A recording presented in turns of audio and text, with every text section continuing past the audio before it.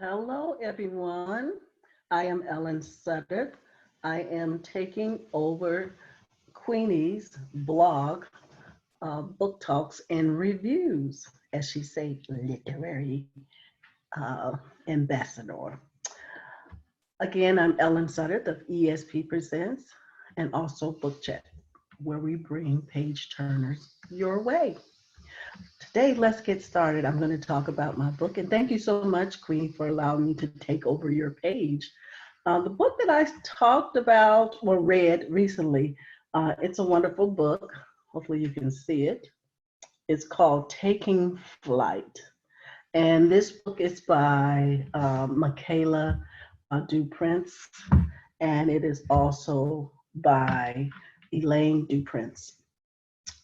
This book here, Taking Flight from War Orphan to Star Ballerina, it was a wonderful book. To begin with, um, her orphan name is Mabinti Bangur, and she didn't get her name Michaela the Prince until she was adopted. I love this story. It gave I guess, the thought of a wonderful beginning. So it opens up. It has Mabinti just kind of dreaming of being a ballerina girl. It shows how when it opens up, it says that she had this ballerina dress on, looking like a black swan, hair pulled back tightly, and shows how beautiful it was, like flamingo flowers and blood red in color. You would love this book. And then as you flip the page over, oh my goodness, you will see Mabinti's life story as it unfolds.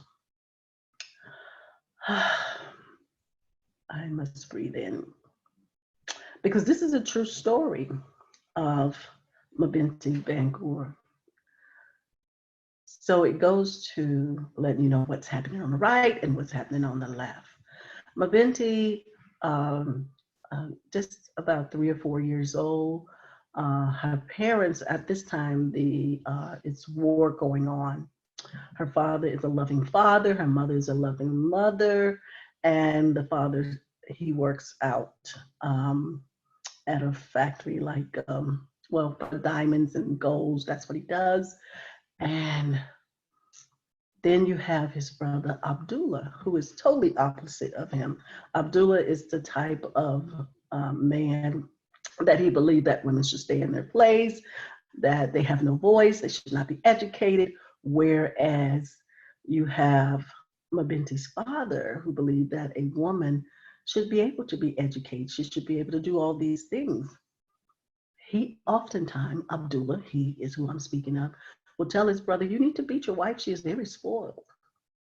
And do not educate Mabinti. Mabinti was born with a blind spotted, as they say, and the spots are vertigo. And her uncle just hated her, said she was a devil child. She's spotted. She will never be a bridegroom crossed. She would never be, not with those spots. She's basically ruined. But her father did not think so. Her father thought that she was a beautiful girl, prickly like a African hedgehog. And the mother just gave her so much hope. And they poured a lot into her. I'm only going to give you the first. I'm not trying to give you the whole spoilers, but it may feel like it. So you see that her mother, at this particular time, it's dinner time, they're trying to save rice until he gets home. And it's after hours of what she expects for him to come home. So she looks and she wonders. And then Abdullah has 3 wives and 13 children. Abdullah has one prize son from his first wife. His name is Osman, and he does not care about the girls. He beats the wife, he beats the girls. And Mabinte sees this, Mom sees this, dad sees this, and they don't like it. So Usman, his prize son, Abdullah's prize son, comes and tells the mom that her husband has been killed. What is she to do? She is just all in an uproar. She's feeling very low because she do not want to go with Abdullah because he is the absolute worst. But that's why she ends up going with Abdullah, who abuses her, and he's just not a good guy. He got tired of taking care of her, and finally the mother died of a disease, Lassa fever. Here, little Miss Abinti, she is by herself now. So her uncle says, hey, I cannot take care of you. So he heads off to the orphan. He heads off to the orphan and he wants to drop her off. He's looking for money. And so Mabinte had two things of her prized possession: her mom's grass mat that she made for her, and also Mabinte can write. She's educated. She speaks 4 languages. And she took her notepad and her pen, strapped it to her little body, and set off with her uncle. Her uncle knocks on the orphan door. He wants money. The orphan says, no, we don't give any money because we're already caring for him. We're already giving him food. And he speaks a certain language that Mabinte knows. So she speaks in his language, and he is amazed at how educated she is, and he wants her. So he gets her, and lo and behold, Abdullah is waiting for his payment. And they're in a tussle over Mabinti, and they begin to pull. And out comes Mabinti's pad and pen. And at this time, she's very frightened. She thinks that she's going to be killed. But she is rescued by being in the orphan home. There she meets another young lady who happens to be Mabinde herself.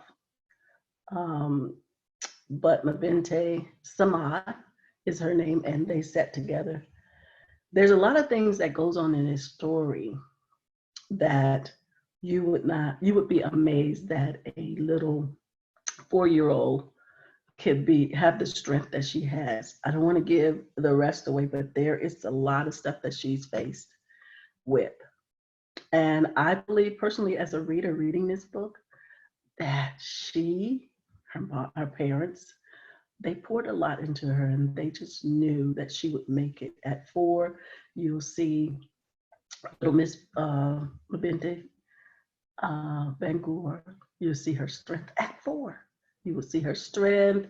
You will see her weakness. You will see her give up. You will see her hold on. But mostly her journey is a life of fighting to survive. So this story is a 5-star story. I really love this.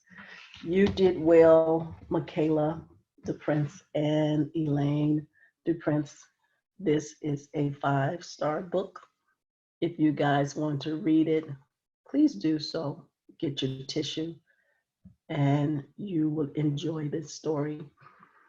Again, I am Ellen Sutter, taking over Queenie's Book Talk and Reviews page. Thank you so much for having me, and I hope you guys enjoyed this story. Take care. Bye-bye.